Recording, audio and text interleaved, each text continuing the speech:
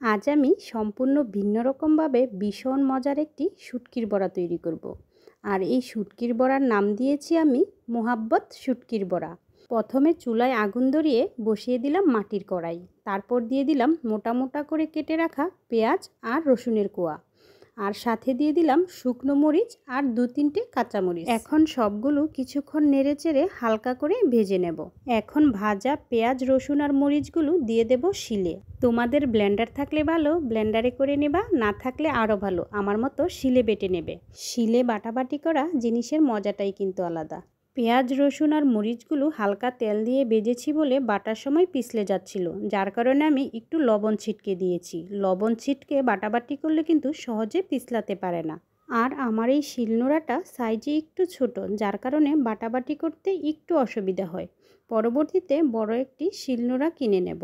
তোমাদের সাথে কথা বলতে বলতে পেঁয়াজ রসুন আর মরিচগুলো বাটাবাটি হয়ে গেছে। দেখো দেখতে কতটা সুন্দর লাগছে, মনে হচ্ছে এখনই খেয়ে ফেলি। এখন কিন্তু চলে এসেছে আমাদের নরসিংদীর মানুষদের প্রাণপ্রিয় পুঁটি মাছের চেপা শুটকি। শুটকিগুলো আমি আগে থেকেই পরিষ্কার করে ধুয়ে রেখেছিলাম। এখন শুধু শিলে দিয়ে একটু থেতু করে নেব। বাটা যাবে না, শুধু থেতু করেই নিতে হবে। এখন আমার শুটকিগুলো থেতু করা হয়ে গেছে। এখন আমার প্রয়োজন কিছু সবজির পাতা। সবজির পাতা হিসেবে আমি বেছে নিয়েছি চাল কুমড়োর পাতা। তোমরা কিন্তু লাউ পাতা, মিষ্টি কুমড়োর পাতা, কাঁকরোল পাতা যে কোনো পাতা ব্যবহার করতে পারো। পাতা উঠাতে গিয়ে আমি গাছের ডগাগুলোই কেটে নিয়েছি। এটা আমার চাচা শ্বশুরের গাছ। উনি বলল গাছে নাকি সবজি হচ্ছে না, তাই কিছু ডগা কেটে ফেলতে, তাই আমি ডগা শুদ্ধ কেটে নিয়ে এসেছি।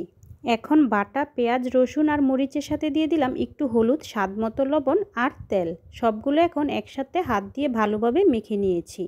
এখন আবারও ফিরে আসলাম চুলায় সেই মাটির তাওয়াটা বসিয়ে দিয়ে বিছিয়ে দিলাম কচি কচি চাল কুমড়োর পাতা। তারপর পাতার উপরে দিয়ে দিলাম সেই বাটা পেঁয়াজ রসুন আর মরিচ বাটার অর্ধেকটুকু। এখন উপরে দিয়ে দিচ্ছি থেতু করে রাখা সেই শুটকিগুলো। এখন শুটকির উপরে আবার দিয়ে দেব সেই পেঁয়াজ রসুন আর মরিচ বাটা। একেবারে শুটকিগুলো ঢেকে দেব। ঠিক এভাবে শুটকির বড়া তৈরি করলে শুটকির বড়াতে কিন্তু খুব সুন্দর একটি সুঘ্রাণ বের হয়। এখন আমি এই বৃত্ত আকার বড়াটার উপরে আবার চাল কুমড়োর পাতা দিয়ে ভালোভাবে ঢেকে দেব। পাতা দিয়ে বড়াটা ঢাকার পর আবার মাটির ঢাকনা দিয়ে ঢেকে আস্তে আস্তে জাল করে নেব। কিছুক্ষণ পর ঢাকনাটা খুলে পাতাগুলো একটু সাইড করে সুন্দর করে গোল করে নেব। তারপর বড়াটা খুব সাবধানে আস্তে আস্তে উল্টে নেব। যেহেতু বড়াটা সাইজে একটু বড়, খুব সাবধানে উল্টাতে হবে। এখন বড়ার সাইডে ঘুরিয়ে ঘুরিয়ে অল্প করে তেল দিয়ে দেব। তেলটা আমি আগে দেইনি, কারণ উল্টানোর সময় একটু অসুবিধা হতো, যার কারণে আমি এখন তেল দিয়েছি। এখন বড়াটা আস্তে আস্তে জাল করে মুচমুচা করে ভেজে নিতে হবে।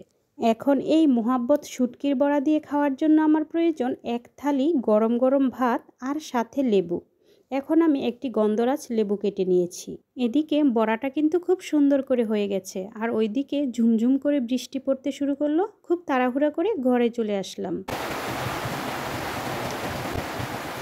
এখন গরম গরম এক থালি ভাত আর একটি শুটকির বড়া ঘরের সবাই ভাগাভাগি করে খাবো। এই জন্যই তো এই বড়াটার নাম দিয়েছি মোহাব্বত শুটকির বড়া। কতদিন হলো প্রিয় মানুষদের সাথে এক থালায় ভাত খাও না বলো তো? অনেকে আছে কোনোদিন খাওয়ার সুযোগই হয়নি। আমার এই ভিডিওটা দেখে আজই বানিয়ে ফেলো মোহাব্বত শুটকির বড়া। তারপর প্রিয় মানুষদের সাথে এক থালায় ভাত খাও, দেখবে অন্যরকম একটি তৃপ্তি পাবে। ভিডিওটা আজ এই পর্যন্তই। দেখা হচ্ছে অন্য কোনো গ্রামীণ রেসিপি নিয়ে। সবাই ভালো থেকো, টাটা।